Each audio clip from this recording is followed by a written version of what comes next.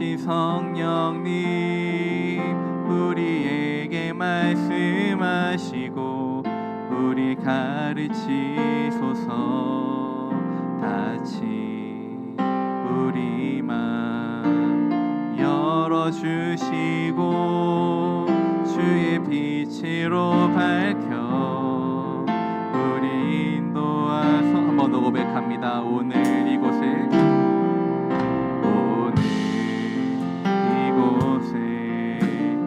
계신 성령님 우리에게 말씀하시고 우리 가르치소서. 같이 우리 맘 열어주시고 주의 빛으로 밝혀 우리 인도하소서.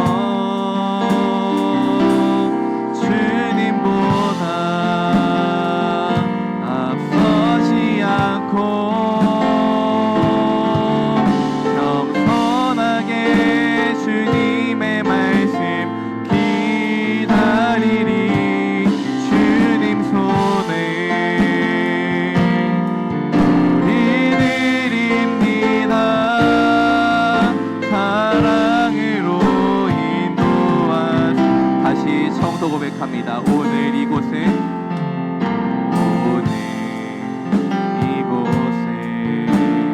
계신 성령님 우리에게 말씀하시고 우리 가르치소서. 같이 우리 맘 열어주시고 주의 빛으로 밝혀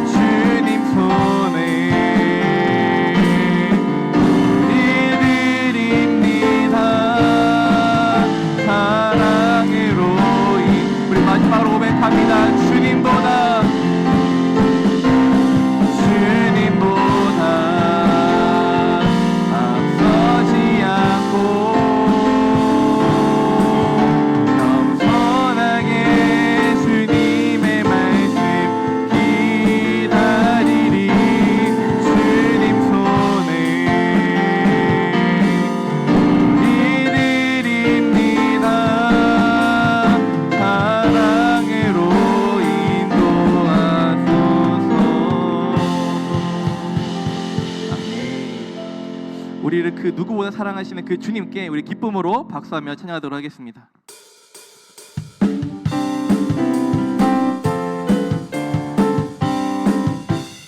예수 사랑하심을 성경에서 배웠네. 우리들은 약하나 예수 한 번 더 고백합니다. 예수 사랑하심을 성경에서 배웠네. 우리들은 약하나 예수 권세 많고 아멘.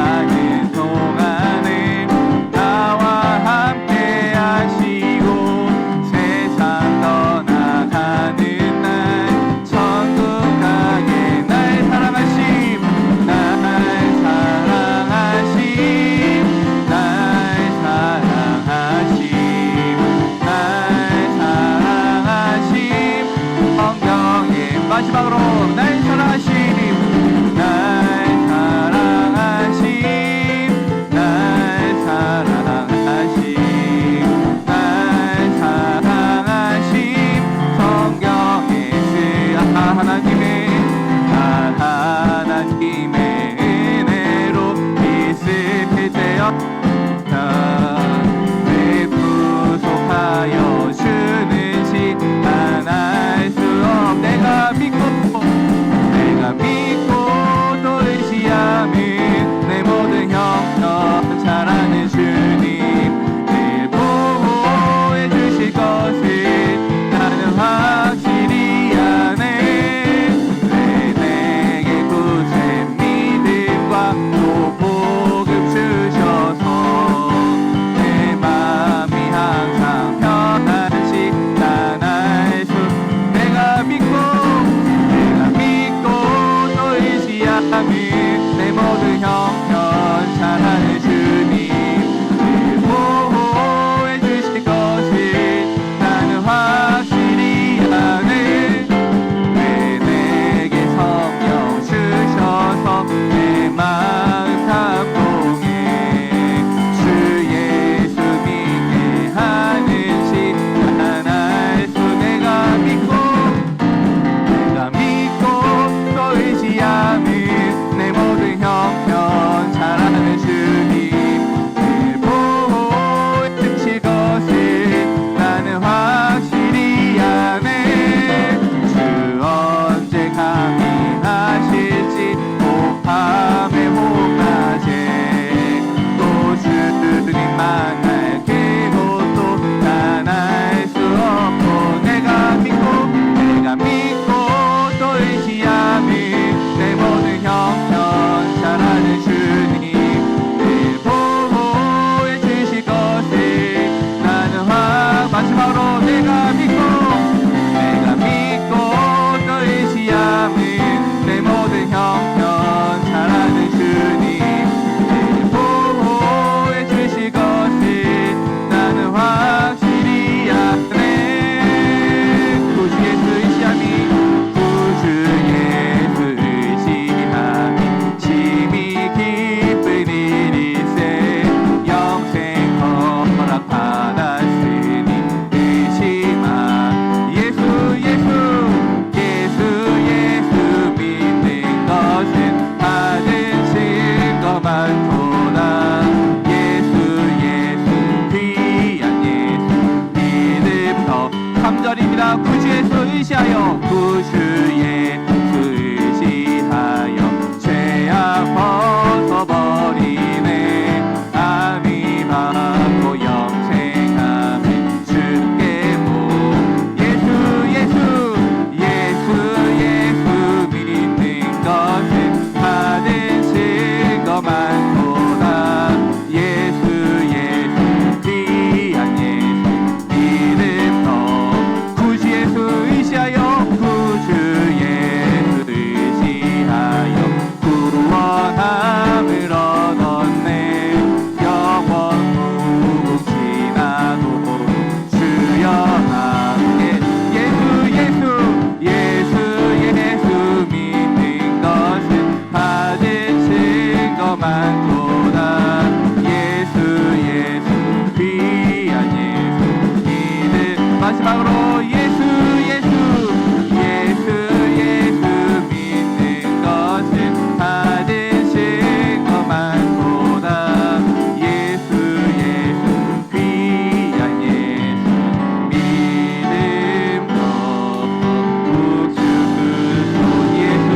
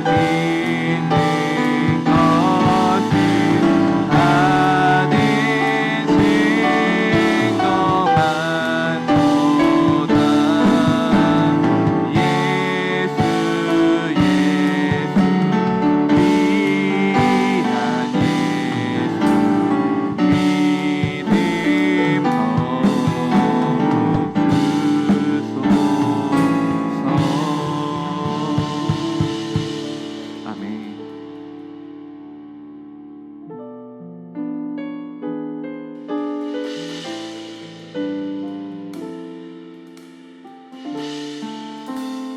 우리 함께 고백합니다. 주님이 홀로 가신 주님이 홀로 가신 그 길 나도 따라가오.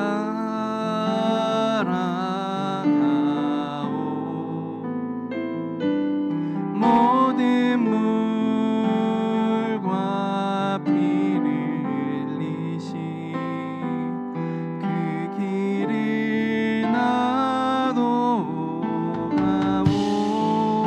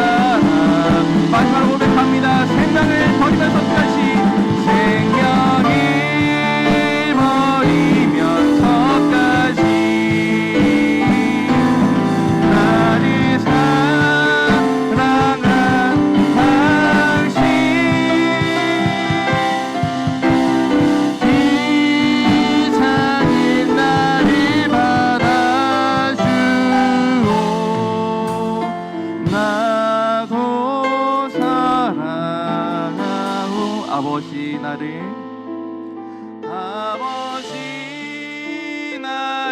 보내주오. 나는 달려가겠소. 목숨도 아끼지 않겠소. 나를 보내주오.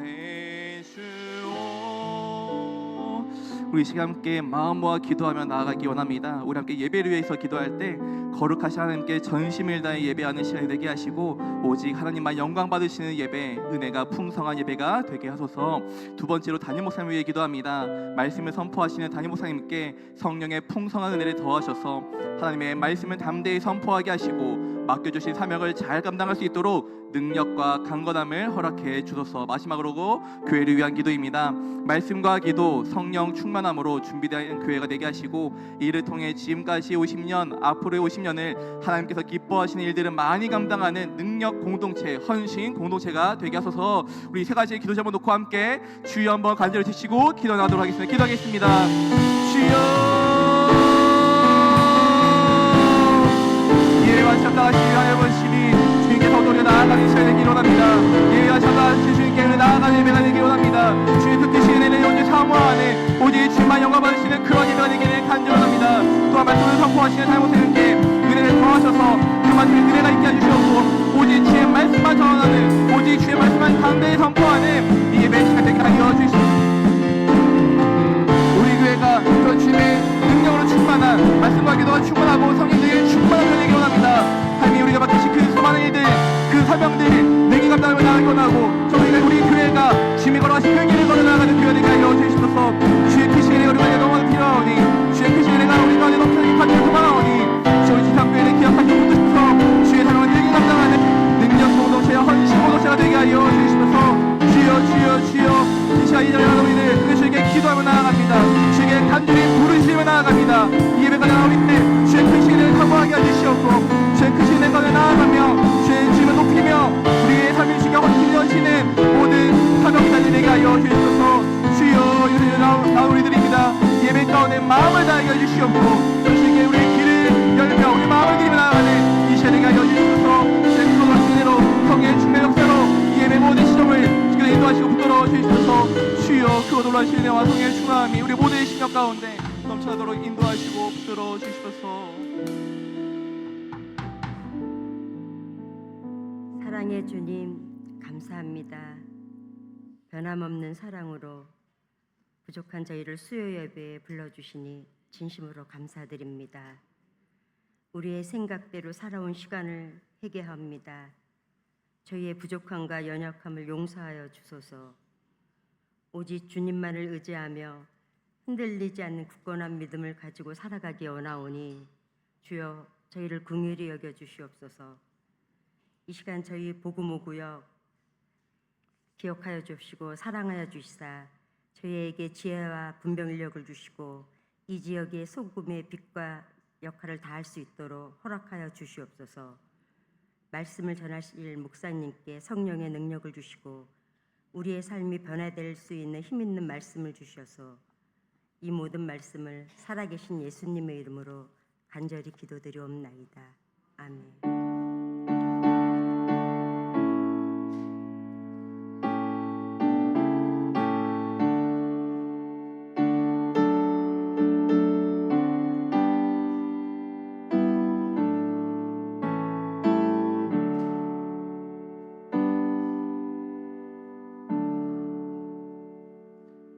오늘 우리에게 주시는 하나님의 말씀은 사도행전 13장 23절로 25절까지의 말씀입니다.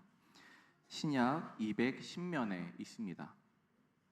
사도행전 13장 23절로 25절까지의 말씀을 한 목소리로 합독하겠습니다.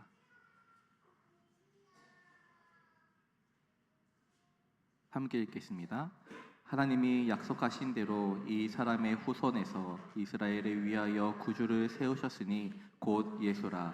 그가 오시기에 앞서 요한이 먼저 회개의 세례를 이스라엘 모든 백성에게 전파하니라. 요한이 그 달려갈 길을 마칠 때에 말하되 너희가 나를 누구로 생각하느냐? 나는 그리스도가 아니라 내 뒤에 오시는 이가 있으니 나는 그 발의 신발끈을 풀기도 감당하지 못하리라 하였으니. 이 말씀은 살아계신 하나님의 말씀입니다. 아멘. 이 시간은 복음 5구역 나오셔서 주님께 찬양으로 영광 올리도록 하겠습니다.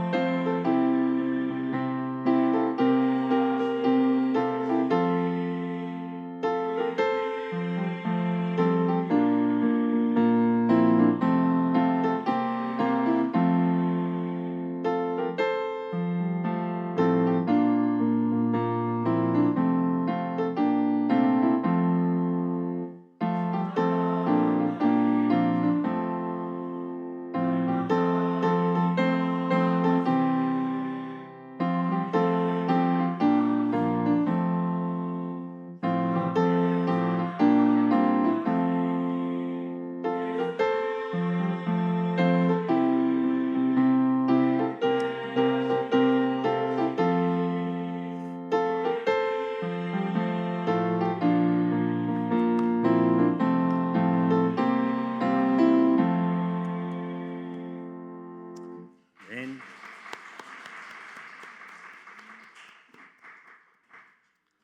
오늘 복음 5구역 식구들이 하나님께 찬양해 주셨습니다. 김정인 권사님, 김중년 안수집사님, 그리고 이기남 권사님, 원대희 안수집사님, 또 우리 안영림 권사님, 이석호 안수집사님, 그리고 우리 김바울 목사님 함께 찬양해 주셨는데 우리 축복하고 격려하는 박수 한번 더 하도록 하겠습니다. 사도행전 말씀을 통해서 사도들의 행전, 사도들이 어떻게 행동했는가, 사도들의 행전이라고 이야기하고, 사도행전에 성령의 역사가 많이 담겨져 있어서 성령 행전이다라고 이야기도 하지요. 특별히 수요일 날은 계속해서 사도 바울의 설교, 그래서 사도행전은 설교가 많이 담겨 있어서 저는 설교 행전이다라고 말씀을 드렸습니다. 비시디아 안디옥 안식일 유대인 회당에 가서 유대인들에게 복음을 전하기 위해서 이스라엘 역사를 쭉 설명을 하는 거죠. 예수님을 소개하기 위해서 이스라엘 역사를 시작하게 되어지는데, 우리가 지난주 다윗에 대해서 생각해 보았습니다. 하나님이 세상에 있는 사람들을 관찰하다 보니까 하나님처럼 성실하고 하나님처럼 신실한 사람이 있었는데 다윗이었습니다. 하나님이 목숨을 아끼지 않고 사랑하는데 다윗이 목숨을 아끼지 않고 사랑함을 가지고 양떼들을 돌보았습니다. 하나님이 자기 이름을 아끼시는데 다윗이 하나님의 이름을 아끼는 사람이었습니다. 하나님은 이스라엘 백성들이 자부심을 가지고 살기를 원하는데 다윗이 하나님의 백성된 자부심을 갖고 살았습니다. 하나님은 자기가 세운 종만큼은 기름 부음 받은 종을 존중해 주길 원했는데 다윗에게 그런 마음이 있었습니다. 나를 죽이려고 하는 사울, 그럼에도 불구하고 하나님이 기름 부어 세운 종이다. 하나님의 때를 기다리는 다윗, 하나님의 종을 존중히 여겼던 거지요. 하나님을 사랑해서 하나님께 드리고 싶은 마음 다윗에게 있었지요. 성전을, 하나님의 집을 지어 드리고 싶은데 하나님은 너는 아니다, 너의 아들 때. 그러니까 하나님의 집을, 교회를 건축하는 일에 참여하는 것 아무에게 허락되지 않은 것 같아요. 그럼에도 불구하고 다윗이 하나님을 너무 사랑하다 보니까 성전 건축 준비하는 일에 최선을 다해서 하나님께 드리게 되어지지요. 그 결과 솔로몬이 성전 건축을 하게 되어지지만 실상 준비는 다 다윗이 한 모습을 보게 되어지죠. 그래서 다윗을 보니까, 많은 사람들 살피다 보니까 다윗의 마음이 하나님 마음과 똑같다. 그 하나님의 마음을 다윗에게서 보게 되어지는 거지요. 저와 여러분이 그 하나님의 마음을 저와 여러분도 품고 닮아갔으면 좋겠습니다. 사도 바울이 이스라엘 역사를 정리하면서 이제는 본인이 정말 하고 싶었던 다윗의 후손으로 오시는 예수님 이야기를 시작하려고 합니다. 예수님보다 먼저 앞서 보냄을 받은 이가 있으니 그의 이름이 바로 세례 요한이지요. 사도 바울은 세례 요한을 크게 두 가지로 증언합니다. 24절에 회개의 세례를 전파했다. 25절에 그리스도를 증언하는 자. 바울이 세례 요한을 두 가지로, 저와 여러분이 세례 요한을 어떻게 알고 있느냐, 세례 요한이 누구냐라고 이야기할 때 첫 번째 기억할 것은 400년 만에 등장한 선지자라는 겁니다. 400년 만에. 구약 성경 마지막 책이 말라기서이잖아요. 말라기서 다음 나오는 책이 신약 성경 마태복음이잖아요. 뭐 페이지로는 한 장 넘기는 건데 말라기와 마태복음 사이에는 400년이라고 하는 엄청난 시간 간격이 존재하고 있지요. 400년 동안 하나님이 침묵하시고 어떤 선지자도 보내시지 않다가 400년 만에 세례 요한을 보낸 겁니다. 왜 하나님은 400년 동안 어떤 선지자도 보내지 않으셨을까? 왜 400년 동안이나 침묵하셨던 것일까? 400년의 침묵기, 전문적인 용어로 신구약 중간기라고 표현하지요. 400년 침묵기. 하나님이 아무 일도 안 한 그런 시간이 아니라 굉장히 중요하고 많은 일을 하는 그런 시간이었습니다. 갈라디아서 4장 4절에 때가 참에 하나님이 그 아들을 보내사 여자에게 나게 하시고, 때가 참에 400년이라는 시간은 그냥 하나님께서 아무 일도 안 하고 흘러 보낸 시간이 아니라 하나님이 무슨 일을 하셨는데 그 한 일이 끝날 시간, 그래서 때가 찼다라고 표현하는 거지요. 그렇다면 하나님께서 하셨던 일이 무엇일까? 하나님이 400년 침묵기에 아무것도 안 한 것 같은데 하나님 무슨 일을 하셨고 이제 하나님이 하신 일이 마무리될 때가 찼을 때, 그렇다면 하나님 400년 동안 도대체 무슨 일을 하셨기에 때가 차서 세례 요한을 보내고 예수님을 보내신 것일까? 하나님이 무슨 일을 하셨냐면 구약 성경 마지막 책 말라기서는 그 배경이 페르시아 제국의 배경이지요. 400년이란 긴 기간 동안 페르시아 제국이 멸망하고 그리스, 헬라 제국이 등장합니다. 그리고 이 400년이라는 시간에 헬라 제국이 생겼는데 이 헬라 제국이 또 망하고 로마 제국이 등장하잖아요. 그래서 신약 성경 마태복음의 배경이 로마 제국이 배경이 되는 거지요. 헬라 제국은 BC 332년부터 BC 176년까지 이 신구약 중간기 하나님이 침묵했던 그 시기에 존재했던 제국인데, 이 헬라 제국을 만든 사람이 다름 아닌 우리는 알렉산더 대왕이라고 배웠잖아요. 서구 중심이다 보니까. 근데 알렉산더 왕이라고 요즘은 학생들한테 가르치는 것 같아요.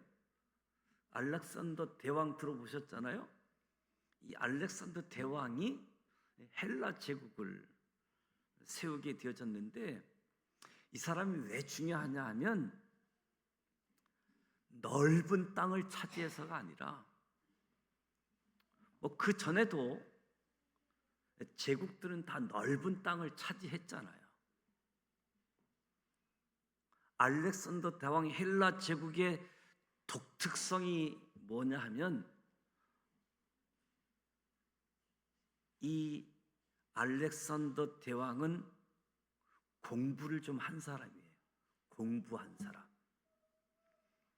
알렉산더 대왕의 수석이 누구냐 하면 여러분이 다 알고 있는 아리스토텔레스 철학자. 아리스토텔레스가 알렉산더 대왕의 스승입니다. 그러니까 알렉산더 대왕은 무식한 사람이 아니고 공부를 했습니다. 알렉산더 대왕이 보니까 내가 살기 전에 있었던 제국들, 아수르 제국, 바벨론 제국, 페르시아 제국이 있었는데 지금은 흔적도 없이 다 사라졌다라는 사실을 알렉산더 대왕이 알게 되어지는 거지요. 그러면서 땅만 마지 차지하는 것은 별로 의미가 없구나. 나의 제국이 오랫동안 지속되려고 하면 사람들의 정신세계를 지배하지 않으면 안 되겠구나 하는 것을 알렉산더 대왕이 깨닫게 되어집니다. 사람의 정신세계를 지배하는 데 있어서 언어의 통제만큼 중요한 것이 없지요. 그래서 우리 일제시대에 우리 부모님 세대들에게 전부 다 조선말을 말살하고 일본어를 사용하고 일본어 쓰게끔 강요했던 시간이 있었는데 한국의 정신을 빼앗으려고 한 부분들이지요. 이처럼 똑같은 일을 넓은 그리스 제국, 헬라 제국, 지배했던 모든 지역들마다 각 나라의 말을 못 쓰게 하고 헬라어를 사용하도록 강요했습니다. 그래서 헬라 제국이 그 넓은 고대 근동 세계의 언어가 알렉산더 대왕으로 인해서 통일이 되었습니다. 헬라어로 통일. 마치 지금 영어로 전 세계가 언어가 통일되어지는 것처럼 헬라어가 세계 공통 언어가 되어졌던 거지요.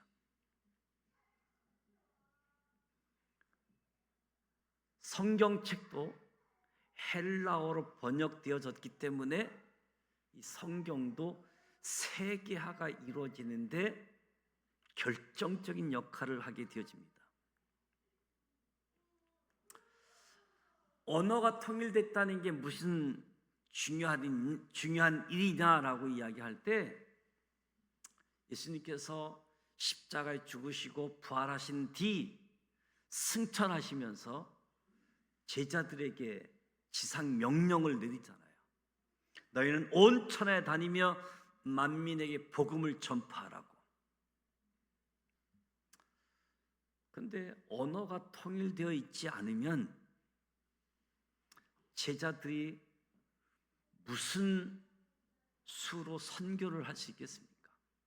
무슨 수로 땅끝까지 가서 복음을 전할 수 있겠습니까? 제자들이 공부를 많이 한 사람들이 아니잖아요. 대부분 어부 출신들이잖아요. 그 나라 가서 선교하려고 하면 그 나라를 배워야 되잖아요. 어느 세월에 그 나라 언어를 배우고 선교를 할 수 있겠습니까?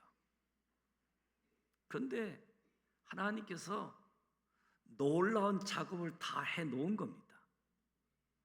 세계 언어를 헬라어로 통일시켜 놓은 거예요. 어디를 가든지 헬라어로 복음을 전하면 되도록 하나님이 이 400년 침묵 시기에 하나님이 하신 일들이지요. 그리고 나서 로마 시대가 되어집니다.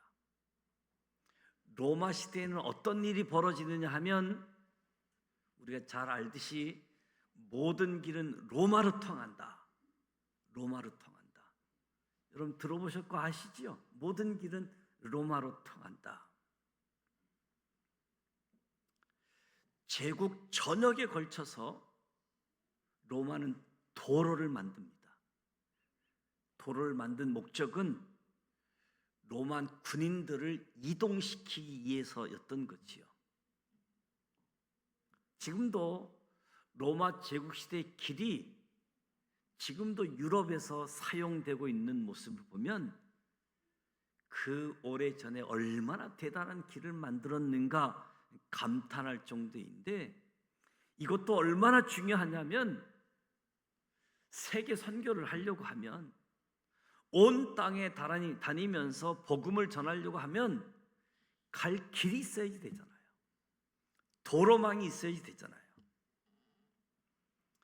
그 도로망을 하나님이 로마 제국을 통해서 길을 다 깔아 놓으신 겁니다. 그리고 팍스 로마라는 이야기 듣잖아요. 로마 제국의 힘에 의해서 평화가 유지되는 시대, 팍스 로마. 우리가 여행을 하려고 해도 그 나라의 치안 정세가 불안하면 여행을 어떻게 할 수 있겠어요? 근데 로마의 평화 시대, 치안 유지가 잘 돼 있어서 어디를 가든지 마음껏 여행할 수 있는 그런 환경이었죠.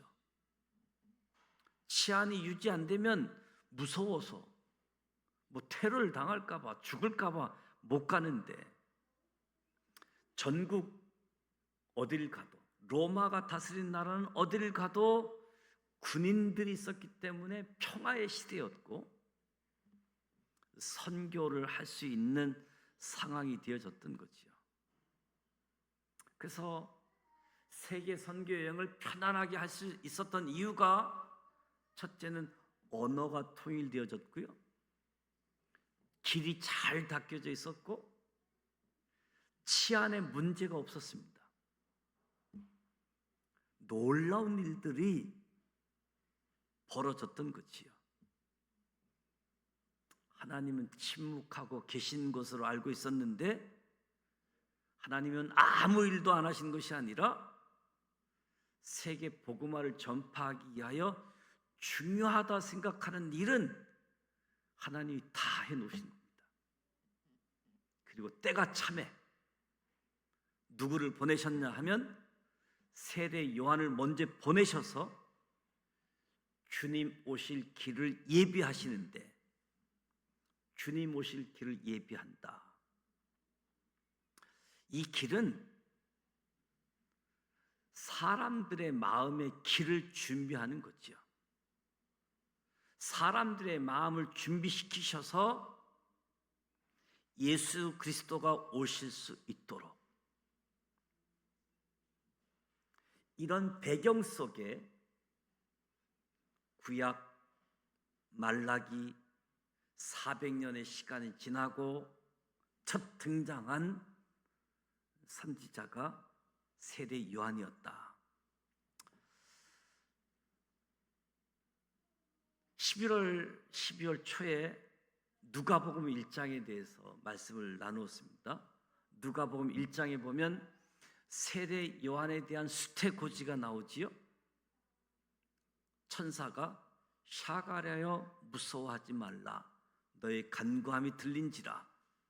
내 아내 엘리사벳이 내게 아들을 낳아 주리니 그의 이름을 요한이라 하라. 너도 기뻐하고 즐거워할 것이요 많은 사람도 그의 태어남을 기뻐하리니 이는 그가 주 앞에 큰 자가 되며 포도주나 독한 술을 마시지 아니하며 모태로부터 성령의 충만함을 받아 이스라엘 자손을 주 곧 그들이 하나님께로 많이 돌아오게 할 자. 세례 요한은 이렇게 예언을 받고 태어났습니다. 놀라운 복을 받고 태어난 사람이지요. 성경을 보면 어떤 인물이 미리 태어날 것이다 수태고지를 받고 태어난 사람은 3명밖에 없습니다. 구약시대에는 유일한 삼손, 신약시대에는 세례 요한과 예수님이지요. 세례 요한을 향해서 주님 앞에 큰 자, 사람 앞에서 큰 자가 아니라 주님 앞에서 큰 자, 나시린처럼 포도와 독주를 마시지 않고 모태로부터 성령 충만하고 이스라엘 자손을 하나님께 돌아오게 할 자로 축복을 받고 태어난 사람, 세례 요한이지요. 세례 요한의 행적을 보면 더 은혜가 되잖아요. 누가복음 1장 마지막 80절에 보면 아이가 자라며 심령이 강화해지며 이스라엘에 나타나는 날까지 빈들에 있으니라. 축복의 말씀, 약속의 말씀을 받고 태어났다고 해서 세례 요한이 아무 일도 안 한 것이 아니라 하나님께서 자기를 쓰실 때까지 빈들에서 하나님과 독대하고 하나님 말씀을 기다리면서 살았던 거죠. 세례 요한이 빈들에서 하나님과 독대하는 가운데 하나님의 메시지를, 하나님의 음성을 듣게 되어진 거지요. 누가복음 3장 1절을 보면 디베르 형제가 통치한 지 15해, 곧 본디오 빌라도가 유대인의 총독으로, 헤롯이 갈릴리 분봉왕으로, 그 동생 필립이 이두레와 드라고니 지방의 분봉왕으로, 루사니아가 아빌라드의 분봉왕으로, 안나스와 가야바가 대제사장으로 있을 때에 누가는 누가복음을 기록하면서 그 당시 정치 지도자 7명의 이름을 쭉 언급합니다. 그 당시 주목할 아주 중요한 사람들 이름인데 딱 한 번만 언급하고 지나갑니다. 이 모든 사람 한 번 이름 언급하고 지나치면서 강조하는 것은 하나님의 말씀이 빈들에 있는 샤갈의 아들 요한에게 임했다. 정말 모든 사람들이 중요하고 모든 사람이 관심 있는 그 사람들은 이름만 불러놓고 다 패스. 그리고 하나님의 말씀이 빈들에 있는 예루살렘 시가 아니라 예루살렘 왕궁이 아니라 저 빈들에 있는 샤갈의 아들 요한에게, 무명의 사람에게 하나님의 말씀이 임했다. 누가가 언급했던 그 지도자들의 이름은 그 당시 뉴스의 중심지이지요. 지금도 백악관에 트럼프 대통령 하는 이야기 한마디 한마디가 언론을 통해서 전 세계에 전파되듯 우리나라 이재명 대통령도 청와대에서 국무회의 하는 것 언론을 통해 막 파급되어지는 것처럼 언급됐던 정치 지도자들의 뉴스거리의 중심 일터인데 누가는 한 번 이름을 가볍게 언급하고 패스 하나님의 말씀이 빈들에 있는 세례 요한에게 임했다. 성경의 카메라는 그 7명에 달하는 지도자들은 별로 중요하지 않다는 거예요. 하나님이 누구를 주목했느냐? 강야에서, 빈들에서 하나님을 바라보는 요한에게 하나님은 주목했다는 거지요. 사람이 주목하는 사람들과 하나님이 주목하는 사람은 다르다는 겁니다. 저와 여러분도 이것을 깨달아야지 됩니다. 그렇지 않으면 사람들이 주목하는 그곳에 우리가 시선을 빼앗기고 정작 하나님이 주목하는 사람에게는 관심이 없게 되어지고 또 나도 그 대상에서 제외가 되어지는 거지요. 하나님이 누구를 주목하느냐? 빈들에서 하나님을 찾고 하나님의 음성을 기다리는 자를 주목하십니다. 설 명절 연휴 마지막 2월 18일부터 사순절 절기가 시작되어졌고 일주일이 지나갑니다. 오늘 사순절 7일째가 되어지죠. 예수님의 생애를, 예수님의 사역, 십자가, 부활을 묵상하면서 하나님의 마음, 하나님의 음성을 듣고자 사순절 기간 로마서를 기록한 말씀을 필사하고 찬송가를 필사하면서 하나님을 찾을 때 하나님이 주목하실 줄 믿습니다. 이런 기회를 그냥 지나쳐서는 안 되는 거지요. 하나님께 주목하고 하나님의 음성을 기다릴 때 하나님이 나를 주목하신다. 세례 요한이 드디어 광야에서 사역을 시작합니다. 요단강 부근 각처에 와서 제3을 받게 하는 회개 세례를 전파하지요. 사도 바울이 세례 요한의 사역을 요약하면서 세례 요한은 회개 세례를 전파했다라고 정리합니다. 마태복음 3장에 보면 세례 요한이 이르러 유대 광야에 전파하여 말하되 회개하라 천국이 가까웠느니라.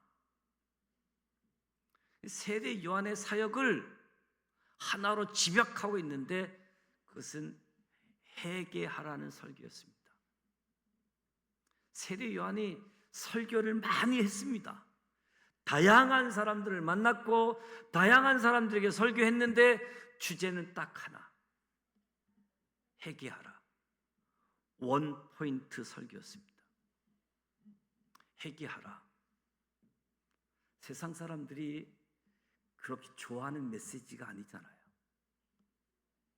세상 사람들이 원하는 메시지는, 교회 와서 듣고 싶어하는 메시지는 회개하라가 아니라 위로해주는 말을 듣기를 원할 겁니다. 내가 너무 힘든데 나를 조금 위로해줬으면, 내 마음을 조금 알아줬으면. 지금 세상이 너무 각박하고 너무 어렵기 때문에 아이고 제발 교회 와서라도 회개하라는 말보다는 얼마나 힘들게 살았냐고 좀 격려해주고 따뜻하게 위로해줬으면 좋겠다. 일반적인 사람들의 바람이지요. 그런데 세례 요한의 설교는 위로가 아니었습니다. 세례 요한의 설교는 회개하라, 회개하라는 외침이었습니다. 그 회개하라는 외침이 주님이 오시는 길을, 주님이 이 땅에 오시는 길을 준비하는 거지요. 주님이 이 땅에 오셔서 각 사람의 마음에 들어갈 수 있는 길을 준비하는 것, 회개하라. 정말 위로가 필요한 시대이긴 하지만 그보다 먼저 회개가 필요한 그런 시대임을 우리 세례 요한을 통해서 깨달아야지 됩니다. 주님 앞에 회개해야지 됩니다. 주의 길을 예비한다는 것, 회개하라는 말씀을 듣는 것입니다. 그런데 놀랍게도 세례 요한은 회개하라는 이 한 가지 메시지만 전했는데 듣는 청중에 따라 그 하나의 메시지가 다양하게 들렸고 다양하게 작동했음을 봅니다. 4절 말씀은 이사야 예언의 성취잖아요. 강야에 외치는 자의 소리가 있어 이르되 너희는 주의 길을 준비하라. 그의 오실 길을 예비하라. 모든 골짜기는 메어지고 산과 작은 산은 낮아지고 굽은 것은 곧아지고 험한 길은 평탄하게 되었다.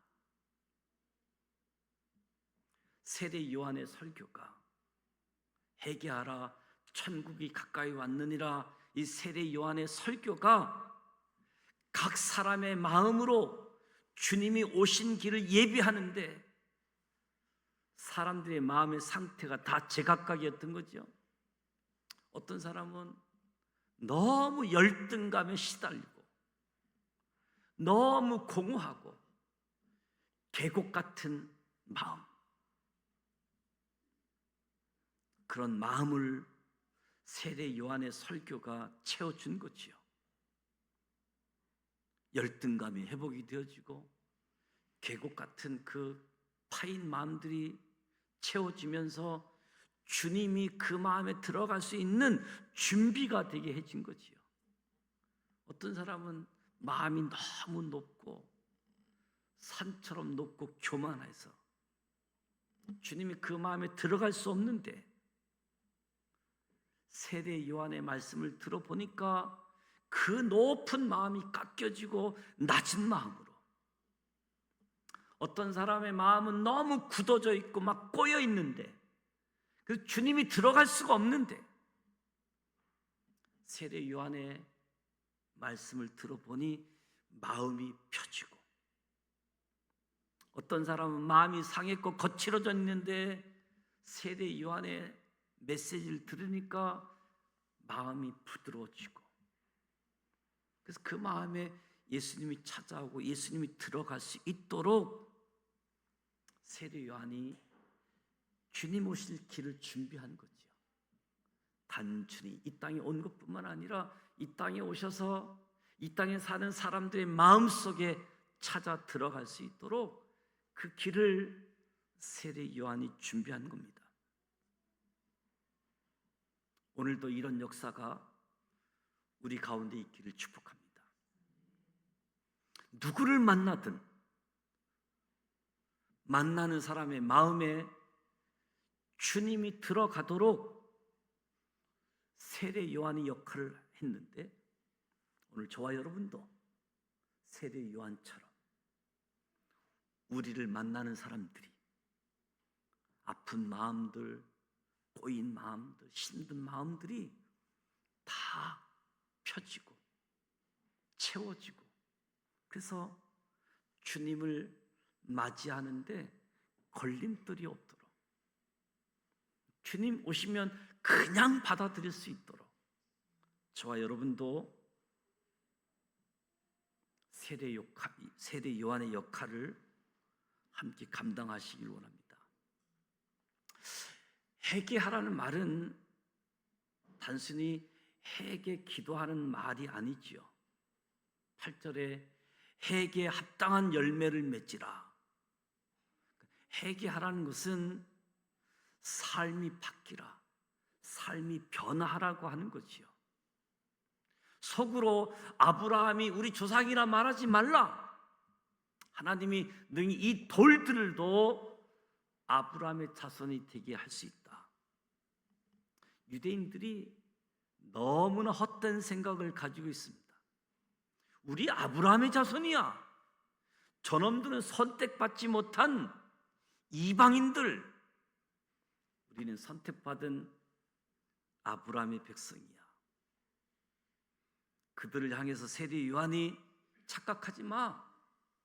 하나님이 이 돌들 가지고도 아브라함의 자손들을 만들 수 있다.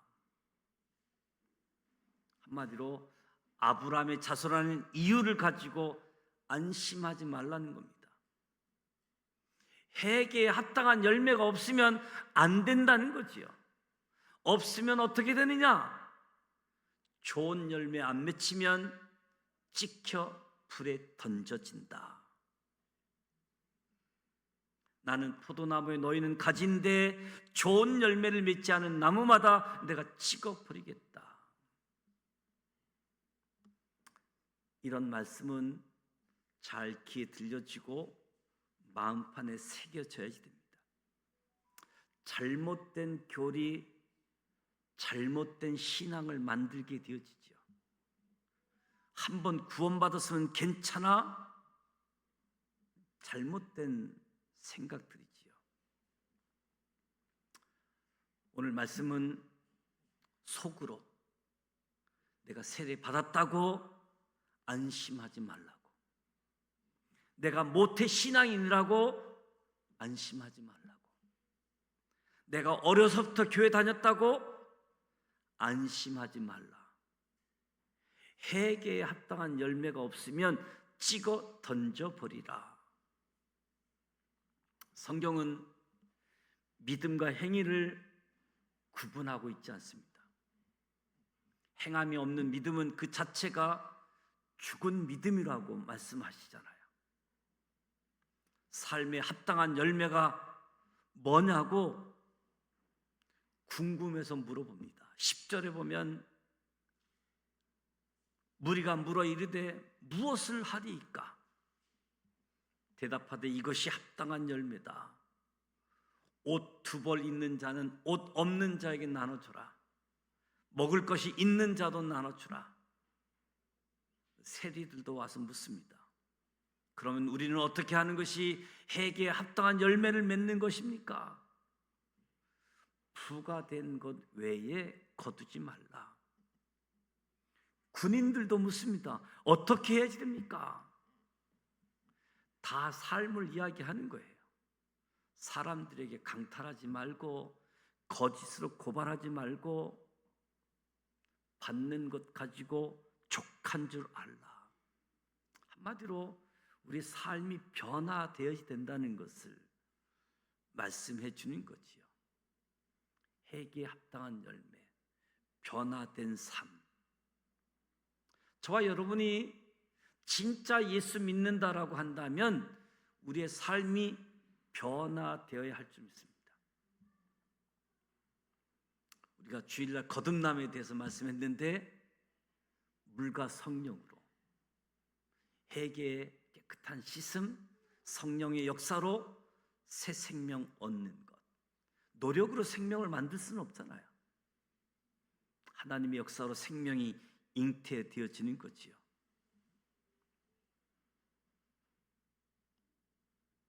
세례 요한이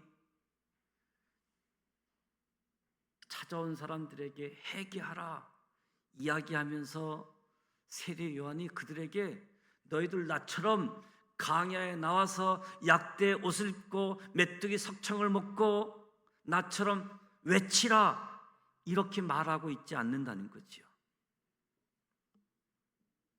세례 요한 앞에 나온 사람들에게 군인은 군인으로 살면서 세리는 세리의 모습으로 살면서 너의 삶에서 변화된 모습을 보여달라라고 하는 것이 세례 요한의 핵심적인 메시지잖아요. 오늘 은혜 받았다고 해서 다 신학교 갈 필요가 없는 거지요. 오늘 은혜 받았다고 해서 다 목회자가 될 필요가 없는 거지요. 있는 그 자리에서 삶의 변화, 변화된 열매, 이것을 세례 요한이 이야기하는 겁니다. 세례 요한은 회개하라 이 메시지를 통해서 많은 사람들이 주님께 돌아오게 되었지만 우리의 변화된 삶을 통해서 많은 사람들이 주님께 돌아오게 되어진다는 거예요. 당시에 많은 사람들이 종교적인 일을 했습니다. 서기관들 열심히 살았습니다. 서기관들이 하는 일은 율법을 베끼는 일이었습니다. 성경을 그대로 옮겨 적는 것이지요. 그때는 인쇄술이 발달되지 않았으니까 성경을 그대로 옮겨 적는 일, 서기관들 얼마나 정성스럽게 진지하게 성경을 그대로 뺏겨서 옮겼겠습니까? 근데 성경 그 어디에도 서기관들이 사람들을 주님께로 돌아오게 했다는 말은 없습니다. 율법사들이 율법을 가르치는 일을 했지요. 근데 성경 어디에도 율법사들이 율법 가르치는 일에 열심히 했는데 율법사들이 사람들을 주님께로 돌아오게 했다는 말씀이 없습니다. 바리새인들 율법을 지키고 율법대로 살려고 얼마나 노력한 사람들입니까? 근데 성경 어디에도 바리새인들이 사람들을 주님께로 돌아오게 했다는 말이 없습니다. 사두개인들 사독 제사장의 후예들인데 성전을 그렇게 중요하게 여기면서 성전에서 살았는데 그 어디에도 사두개인들이 많은 사람들을 주님께로 돌아오게 했다 이런 말은 언급이 없습니다. 서기관, 율법사, 바리새인, 사두개인들 열심히 맡은 일을 했습니다. 진지하게 나름대로 바쁘게 살았습니다. 수고했습니다. 근데 그 결과 가장 중요한 일, 하나님께 사람들을 돌아오게 하지 못했다. 반면 세례 요한은 사람들의 마음을 주님께로 돌아오게 했다는 거죠. 사람들의 마음을 회개케 하고 사람들의 마음을 준비시켜서 주님이 이 땅에 오셨고 오신 주님을 자기들의 마음속에 영접할 수 있도록 많은 사람들이 세례 요한 때문에 주님께로 돌아온 거지요. 교회가 하는 많은 일들이, 교회가 하는 많은 섬김들, 봉사들이 사람들을 주님께로 돌아오게 하는 일에 우리는 쓰임을 받아야지 됩니다. 우리가 아무리 교회를 출석을 많이 하고 이 모양 저 모양으로 봉사라고 할지라도 그 일이 다른 사람을 교회로 오게 하는데, 주님이 그 사람의 마음에 들어가게 하는데 쓰임받지 않는다라고 한다면, 다시 한번 우리의 신앙생활, 우리의 섬김, 우리의 봉사를 보면서 나 때문에 사람들이 주님께로 돌아오는 일에 쓰임 받자. 세례 요한은 설교자였습니다. 세례를 베풀었습니다. 근데 세례 요한은 어떤 기적이나 능력을 행하지 않았습니다. 요한복음 10장에 보면 세례 요한을 많은 사람들이 평가하고 있는데, 요한복음 10장 41절에 보면 많은 사람이 왔다가 말하되 요한은 아무 표적도 행하지 아니하였으나 요한이 말한 것은 다 참이라. 요한은 어떤 기적도 어떤 능력도 어떤 표적도 행한 바가 없었습니다. 세례 요한은 그냥 말씀만 전했습니다. 그런데 그 결과 많은 사람들이 주님께로 돌아온 거지요. 우리 교회를 통해서, 우리 목회자를 통해서도 놀라운 기적, 놀라운 표적, 놀라운 은사가 나타나는 것 좋은 일이지요. 그러나 꼭 그렇지 않아도 이곳에 선포되어지는 말씀이 하나님께 많은 사람이 돌아오기만 하면 그것이 하나님이 기뻐하는 교회인 줄 믿습니다. 교회를 통해서, 저와 여러분을 통해서 많은 사람들이 하나님께 돌아오는 것, 이것을 하나님이 기뻐하신다. 저와 여러분은 너무 기적을 원하는 것 알고 계시나요? 신앙생활하면서 우리가 얼마나 많은 기적을 원하는지, 좀 대단한 일이 일어났으면 좋겠어. 아마 여러분뿐만 아니라 목회자인 저에게, 설교자인 저에게 그런 능력이 내게 임하기를 여러분보다 제가 더 간절할지도 모르겠어요. 그런데 오늘 말씀은 그런 것보다 사람들을 주님께 돌아오게 하는데 주의 종으로, 하나님의 사람으로 쓰임받으면 된다. 그래서 요한은 이야기하잖아요. 나는 그리스도가 아니다. 내 뒤에 오시는 이가 있다. 세례 요한은 그분을 가리키는 손가락이었습니다. 세례 요한은 검소하게 약대 털옷을 입고, 요즘 청년들은 약대 털옷을 입으니까 모피옷을 입었네 뭐 이런 사람들이 있더라고요. 뭐 메뚜기 석청 먹었다니까 아주 건강식을 먹었다고, 자연인처럼. 세례 요한은 강야에서 많은 설교를 했고 세례를 많이 베풀었습니다. 그리고 헤롯 왕 앞에서 두려워하지 않고 헤롯 왕의 죄를 지적했습니다. 세례 요한이 시대의 양심이기도 했지요. 그런데 세례 요한이 예수 그리스도를 가리키지 않았다고 한다면, 보라, 어린 양이로다. 세상 죄를 지고 하는 어린 양이로다. 그것을 하지 않았다고 한다면 세례 요한도 헛되게 살았을 것입니다. 보라, 세상 죄를 지고 하는 하나님의 어린 양이다, 예수를 가리켰습니다. 아무리 귀한 일을 하고 아무리 검소하게 살아도 그리스도를 전하지 않는다고 한다면 좋은 목회자, 좋은 성도가 아닌 거지요. 저와 여러분이 있는 자리에서 어린 양 예수님을 바라보기를 원합니다. 예수님을 보셔야지 됩니다. 예수님만이 우리의 구원자이심을 믿습니다.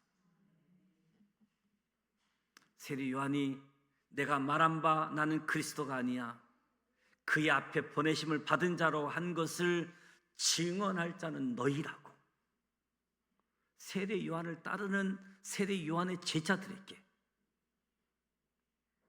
나를 따르는 것이 아니라 나는 그리스도 앞에 보냄받은 자, 우리는 그를 증언할 자,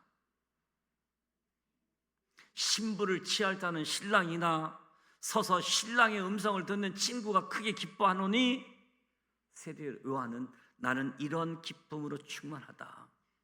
나는 그리스도가 아닌데 그분을 가리키는 손가락만으로 기쁘다. 나는 주인공이 아니고 조연이다. 조연의 기쁨. 근데 우리는 다 주인공이 되려고 하잖아요. 너무 주인공이 되려고 하는데 세례 요한은 예수님을 드러내는 것에 기쁨을 가졌습니다. 저와 여러분에게도 이런 기쁨이 있기를 원합니다. 주인공이 아니어도 조연일고 지나가는 사람일지라도 주님을 보고 주님을 향해서 그리스도라고 손가락으로 가리킬 수 있는, 저와 여러분이 어떤 간증을 해도 그 간증을 통해서 하나님의 영광이 나타나기를, 예수님이 드러나기를 원합니다. 세례 요한이 이야기하죠. 그는 흥하여야 하겠고 나는 쇠하여야 하리라. 세례 요한은 그래야만 한다는 겁니다. 예수님은 흥해야만 하고 나는 쇠하여야 하라. 그렇지 않으면 안 된다는 거지요. 저와 여러분의 인생에 있어서도 세례 요한처럼 예수님이 점점점 더 커져가기를 원합니다. 저와 여러분이 기도할 때, 처음 신앙생활 할 때 다 계획이 있잖아요. 소원이 있잖아요. 하나님, 내가 이런 계획이 있고 이런 소원이 있어요. 하나님, 이 계획, 이 소원을 꼭 들어주셔야 됩니다. 근데 기도를 하면 할수록 내 계획, 내 소원은 없어지고 주님 계획대로 하세요. 주님 뜻대로 하세요. 바뀌어지잖아요. 요한이 주님은 흥해야지 되고 나는 쇠하여야 하리라. 요한이 그렇게 작아지기를 원했는데 예수님이 뭐라고 하십니까? 내가 진실로 진실로 너에게 말하노니 여자가 낳은 자 중에 세례 요한보다 큰 이가 일어남이 없도다. 세례 요한은 작아지기를 원했는데 예수님이 말하기를 여인이 낳은 자 중에 세례 요한이 제일 크다고. 세례 요한 오래 살지 않았습니다. 빨리 죽었습니다. 많은 추종자들 남기지 않았습니다. 처음에는 많이 따라왔는데 다 떠났습니다. 자기 제자도 예수님을 따라갔고 세례 요한에 대한 기록들이 많지가 않지요. 어쩌면 아무 글도 안 남긴 사람. 그런데 예수님이 세례 요한을 가리켜 제일 큰 자다. 세례 요한은 작아지기를 원했는데 예수님이 자기 삶에 커다란 삶이 되기를 원했는데 이런 은혜가 주어졌습니다. 바울이 예수님을 본격적으로 전하기에 앞서서 주님이 오시는 길을 예비한 세례 요한처럼 저와 여러분도 세례 요한의 삶을 살기를 원하고 세례 요한의 사명을 감당하기를 원하는데 세례 요한처럼 강야에서 빈들에서 하나님과 독대하는 시간이 있기를 축복합니다. 사순절 절기입니다. 무엇보다 기도하는 절기입니다. 말씀을 필사하고 기도하는 시간, 이 시간을 그냥 흘려보내지 않았으면 좋겠습니다. 다시 새벽을 깨우고, 새벽이 어려우신 분은 저녁 시간을 깨워서 하나님과 독대하고 하나님의 음성 듣기를 기대할 때 하나님이 그 사람을 주목할 줄 믿습니다. 각 사람의 마음에 예수님이 들어갈 수 있도록 저와 여러분 전도 대상자를 마음에 품고 기도하면서 그 사람의 허한 마음을 하나님 채워주세요. 그 사람의 높아진 마음을 낮춰주세요. 그 사람의 꼬인 마음 펴주세요. 그 사람 마음에 예수님이 들어가실 수 있도록 나를 통해서, 나의 삶을 통해서 그 마음속에 예수님이 들어갈 수 있도록 나를 사용해 주세요. 나 때문에 오히려 그 사람의 마음이 더 꼬이고 더 주님을 받아들이지 못하게 하는 일에 그런 요인이 아니라 나 때문에 그들의 높은 마음, 그들의 상처, 이런 것들이 치유되어지고 해결되어져서 주님을 받아들일 수 있는 이런 은혜. 그래서 세례 요한처럼 하나님의 축복 약속을 받고 태어났음에도 불구하고 빈들에서 하나님의 음성을 기다렸다. 하나님의 음성을 받고 강야에 외치는 소리가 되어졌다. 저와 여러분이 그렇게 쓰임 받는 우리 모두가 되시기를. 주님 오실 길을 예비한 세례 요한의 사명, 저와 여러분에게도 있습니다. 우리 모두 다시 오실 주님의 그 길을 예비하는 일에 우리 모두 쓰임 받기를 축복합니다. 찬송가 421장 내가 예수 믿고서 제사함 받아 나의 모든 것 다 변했네. 421장 찬송하도록 하겠습니다.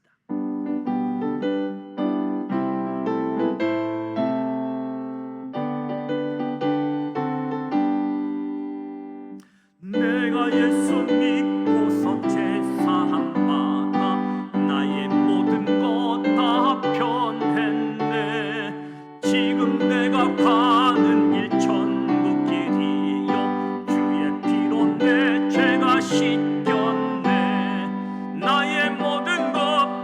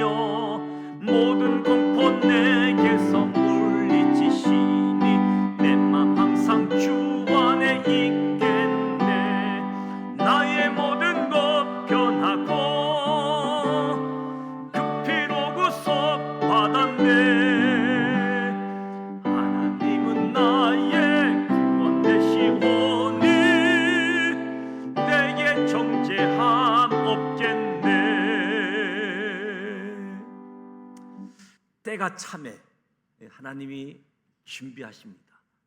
400년의 긴 시간 침묵하시고 아무것도 안 하신 것 같았는데 하나님은 언어를 통일하셨습니다. 모든 길을 닦아 놓으셨습니다.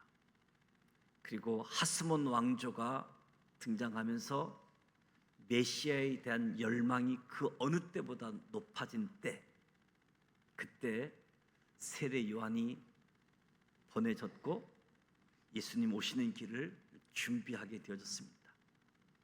저와 여러분들이 많은 사람들 앞에서 사람들이 주목하는 사람들 하나님 관심 없습니다.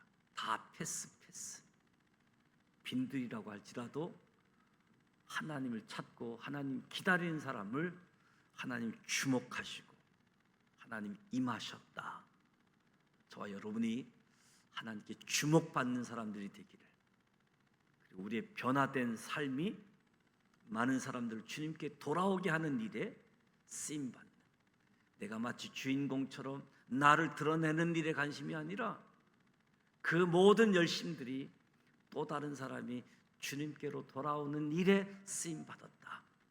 이것이 가장 하나님 기뻐하시는 일이기에 이 일을 함께 감당하기를 원합니다. 이번 주 토요일 척사대회가 예정되어져 있습니다.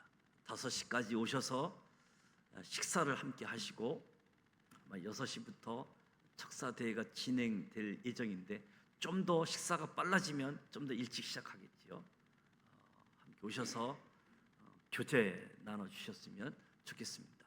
사순절 절기 로마서 그리고 찬송가 필사하게 되어지는데 종이책이 없는 분들은 우리 자료실을 통해서 함께 나갔으면 좋겠습니다. 그리고 무엇보다도 한 영혼 주님께 돌아오게 하는 이 일에 전도 대상자 마음에 품고 기도해서 4월 5일 부활주의를 맞이하는데 주님께 초청해서 예수님 그분의 마음속 깊은 곳까지 들어갈 수 있도록 우리를 사용해 주옵소서. 함께 기도하며 나아갈 수 있기를 축복합니다. 주기도문하고 기도할 텐데 한 가지 더 강조하고 싶은 것은 제가 수요일날 설교가 조금 길어졌죠. 주일날도 설교 시간이 제한되어 있다 보니까 제가 설교 끝나자마자 주일날 7가지 내용을 여러분 밴드에다가 보내주고 있어요. 근데 밴드에 읽는 사람이 몇 사람 안 됩니다. 제가 하가 많습니다. 내가 이렇게 준비해서 올리는데, 그래서 여러분 한번 보시면서 똑같은 내용을 다양한 방법으로 말씀을 이해하고 묵상하는 일에 도움이 되는 자료들이거든요. 동영상도 있고 그리고 팟캐스트 라디오도 있고 그리고 그림 슬라이더, 제 설교 원고 넣고 다 만들어진 부분들이니까 다양한 부분이기 때문에 오늘도 우리 교회 밴드에 가시면 공지사항에 눌러보면 11월 마지막 주부터 지금까지 다 올라가 있습니다. 확인하시고 말씀 묵상하는 일에 도움이 됐으면 좋겠습니다. 기도하겠습니다. 하나님 아버지, 아버지 이름을 거룩하게 하시며 아버지의 나라가 오게 하시며 아버지의 뜻이 하늘에서와 같이 땅에서도 이루어지게 하소서. 오늘 우리에게 일용할 양식을 주시고 우리가 우리에게 잘못한 사람을 용서해 주신 것 같이 우리 죄를 용서하여 주시고 우리를 시험에 빠지지 않게 하시고 악에서 구하소서. 나라와 권능과 영광이 영원히 아버지의 것입니다. 아멘.